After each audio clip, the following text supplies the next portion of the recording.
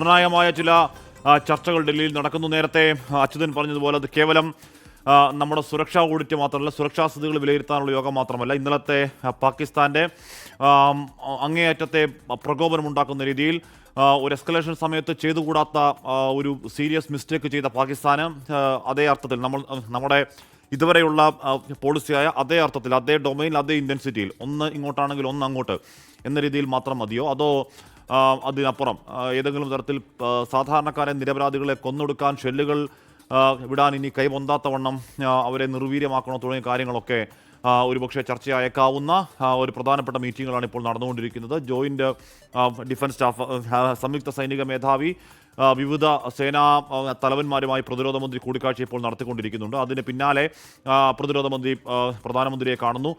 പാക് വിമാനങ്ങൾ തകർത്ത് ഇന്ത്യ എന്നൊരു വാർത്ത കൂടി ഇപ്പോൾ 7 ഭീകരരെയാണ് വധിച്ചത്. അതിൻ്റെ ഏതോ ചില പുതിയ ദൃശ്യങ്ങൾ കൂടി നമുക്ക് ലഭ്യമാകുന്നുണ്ട്. സൈന്യം തന്നെ പുറത്തുവിട്ട ദൃശ്യങ്ങളിൽ ഒരു പേര് വെളിപ്പെടുത്താത്തൊരു ലൊക്കേഷനിൽ ഒരു പാക് ടാർഗറ്റ് ഏത് രീതിയിലാണ് വളരെ ഫലപ്രദമായി, വളരെ പ്രിസൈസായി ആക്രമിച്ചെന്നൊരു ഒരു ദൃശ്യം നമ്മൾ പ്രേക്ഷകർ ഇപ്പോൾ കാണുന്നത്. സാംബയിൽ ഇന്നലെ 7 ഹിസ്ബുൾ മുജാഹിദ്ദീൻ ഭീകരവാദികളെ വധിച്ചിരുന്നു. അവരുടെ നുഴഞ്ഞുകയറ്റം തകർക്കുന്ന സാംബയിലെ നുഴഞ്ഞുകയറ്റ ശ്രമം ഇന്ത്യ പരാജയപ്പെടുത്തുന്നതിന് ദൃശ്യങ്ങളാണ് പ്രേക്ഷകർ കണ്ടുകൊണ്ടിരിക്കുന്നത്. അതിനിടയിലും ഈ നുഴഞ്ഞുകയറ്റ ശ്രമങ്ങൾ വളരെ സജീവമായി പല സ്ഥലങ്ങളും നടക്കുന്നുണ്ട്.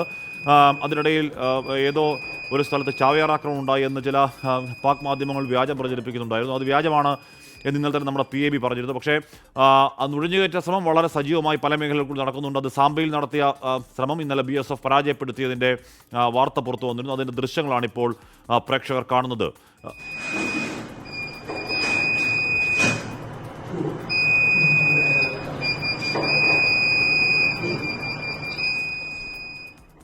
ശ്രീനാഥ് ചന്ദ്രന് വാർത്തയുടെ വിവരങ്ങളുമായി ചേരുന്നുണ്ട്. ശ്രീനാഥ്, ഇന്നലെ തന്നെ BSF സ്ഥിരീകരിച്ചതാണ് ഇത്തരത്തിൽ നുഴഞ്ഞുകയറ്റ ശ്രമം പരാജയപ്പെട്ട കാര്യം.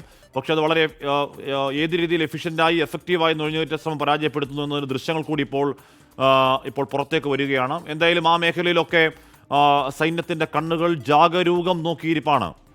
ശ്രീനാഥ്.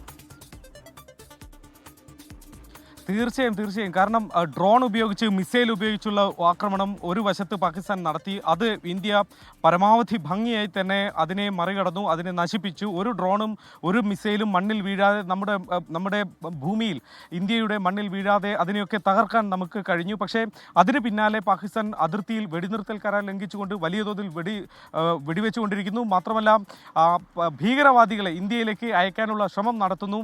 7 ജെയ്ഷെ മുഹമ്മദ് ഭീകരരെയാണ് സാംബയിൽ വെച്ച് നമ്മുടെ BSF അവരെ എലിമിനേറ്റ് ചെയ്തത്, അവരെ കൊന്ന് തള്ളിയത്. ഏതാണ്ട് ഈ അതിർത്തി മേഖലകളൊക്കെ തന്നെ ഈ തരത്തിൽ ഒരു നുഴഞ്ഞുകയറ്റത്തിലുള്ള ശ്രമം കാര്യമായി തന്നെ നടക്കുന്നുണ്ട്. അത് പൊളിക്കാനായി BSF പരമാവധി ശ്രമിക്കുന്നുമുണ്ട്. ഇതുവരെ ഇന്ത്യ ഈ പാകിസ്ഥാനുമായി ഉണ്ടായിട്ടുള്ള ഈ കോൺഫ്ലിക്റ്റിൽ ഇതുവരെ ഒരു ഡാമേജും ഇന്ത്യക്ക് ഉണ്ടായിട്ടില്ല. പാകിസ്ഥാൻ എന്തൊക്കെ ചെയ്യാൻ ശ്രമിച്ചോ അതൊക്കെ നശിപ്പിക്കുന്നു. ഡ്രോൺ അയച്ചിട്ടുണ്ടെങ്കിൽ ഡ്രോൺ നശിപ്പിക്കുന്നു, മിസൈൽ അയച്ചെങ്കിൽ അത് തകർക്കുന്നു, എന്തിന് നുഴഞ്ഞുകയറ്റക്കാരെ അയക്കാൻ ശ്രമിച്ചെങ്കിൽ അത് നശിപ്പിക്കും. ഞാനിപ്പോൾ ഉള്ളത് സൗത്ത് ബ്ലോക്കിലാണ്, ദില്ലിയിലെ സൗത്ത് ബ്ലോക്കിൽ. ഇവിടെയാണ് പ്രതിരോധ മന്ത്രാലയത്തിൻ്റെ ഓഫീസ് അടക്കമുള്ളത്. ഇവിടെ ഇപ്പോൾ നിർണായകമായ ചർച്ചകൾ നടക്കുന്നുണ്ട്.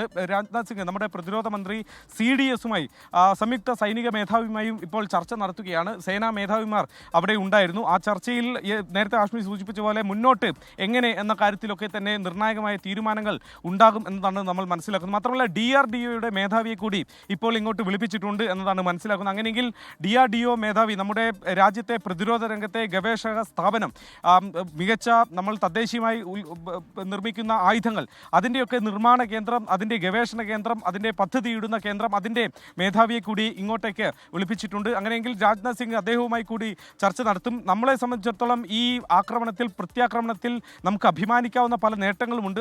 അതിൽ പ്രധാനമാണ് ആകാശ് പോലെ നമ്മൾ തദ്ദേശീയമായി വികസിപ്പിച്ച മിസൈലുകളാണ് ഈ തരത്തിൽ പാകിസ്ഥാൻ്റെ ഡ്രോണുകൾക്കും മറ്റും എതിരെ, മിസൈലുകൾക്കും മറ്റും പ്രയോഗിച്ച് അത് വിജയിച്ചത്. അതുകൊണ്ട് തദ്ദേശീയമായി ഇന്ത്യ ഉൽപ്പാദിപ്പിക്കുന്ന, ഇന്ത്യ നിർമ്മിച്ചിട്ടുള്ള ആയുധങ്ങളുടെ കരുത്തുകൂടി നമ്മൾ ഇപ്പോൾ കാണിക്കുകയാണ്. ലോകത്തിന് മുന്നിൽ നമ്മുടെ ആ തരത്തിലുള്ള സൈനിക ശേഷി കാണിക്കുന്നു. മാത്രമല്ല റഷ്യയിൽ നിന്ന് നമ്മൾ എത്തിച്ച S-400 സുദർശന ചക്ര, ഈ മിസൈലുകളെ തകർക്കാൻ വേണ്ടിയുള്ള പ്രതിരോധ സംവിധാനം, അത് യഥാർത്ഥത്തിൽ ആദ്യമായാണ് ഒരു ബാറ്റിൽ ഫീൽഡിൽ നമ്മൾ ഉപയോഗിക്കുന്നത്.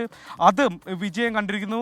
ഇത്തരം ആയുധങ്ങൾ വാങ്ങി വെക്കുന്നത് മാത്രമല്ല, അത് ഏത് തരത്തിൽ നമ്മുടെ രാജ്യത്തിന് ഉപകാരപ്പെട്ടു എന്നതുകൂടി നമ്മളുടെ രാജ്യം മുഴുവനെ കൂടി മനസ്സിലാക്കിയ നിമിഷങ്ങൾ കൂടിയാണ് ഇപ്പോൾ ഈ കശ്മീരിൽ കഴിഞ്ഞ കുറച്ച് മണിക്കൂറുകളായി കടന്നുപോയിക്കൊണ്ടിരിക്കുന്നത്. ഏതായാലും പാകിസ്ഥാൻ്റെ ഭാഗത്ത് നിന്ന് ഇന്നലെ രാത്രി 8 മണിയോടെ തുടങ്ങി ഏതാണ്ട് അരമണിക്കൂർ നേരം ആക്രമണം ഉണ്ടായിരുന്നു. പക്ഷേ അതൊന്നും തന്നെ ഫലം കണ്ടില്ല. പിന്നീട് ഇന്ത്യ തിരിച്ചടിക്കാൻ തുടങ്ങിയപ്പോൾ അവർ പതിയെ പിന്മാറുകയായിരുന്നു. പിന്നീട് കുറച്ച് മണിക്കൂറുകൾ വലിയ തരത്തിലുള്ള പ്രകോപനമൊന്നും ഇല്ലാതെ കടന്നുപോയി. പക്ഷേ അതിർത്തിയിൽ ചിലയിടത്തെങ്കിലും വെടിനിർത്തൽ കരാർ ലംഘിക്കപ്പെടുന്നുണ്ടായിരുന്നു. പക്ഷേ ഇന്ന് രാവിലെ ആയപ്പോഴേക്കും പാകിസ്ഥാൻ കുറച്ചുകൂടി അവരുടെ പഴയ ഒരു രീതിയിലേക്ക് മടങ്ങി വരുന്ന കാഴ്ച കണ്ടു. 4:15 ജമ്മു കാശ്മീരിലെ ചില മേഖലകളിൽ അവർ ഡ്രോൺ ആക്രമണത്തിന് ശ്രമിച്ചു എന്ന വിവരം വന്നു. 4:30 മുതൽ 5:30 വരെയുള്ള സമയത്ത് ജയ്സാൽമീറിലേക്ക് കൂടുതൽ ഡ്രോണുകൾ അവർ അയച്ചു എന്ന വിവരവും വന്നു. പക്ഷേ സംഭവിച്ചത് കഴിഞ്ഞ രാത്രി കണ്ട അതേ കാഴ്ചകൾ തന്നെയായിരുന്നു. ഇന്ത്യയുടെ പ്രതിരോധ സംവിധാനങ്ങൾ, മിസൈൽ വേധ സംവിധാനങ്ങൾ, ഡ്രോൺ വേധ സംവിധാനങ്ങളൊക്കെ തന്നെ അലേർട്ടായി, ആക്ടിവേറ്റായി. അത് പെട്ടെന്ന് തന്നെ അത്തരം ഡ്രോണുകളും ഒന്നും തന്നെ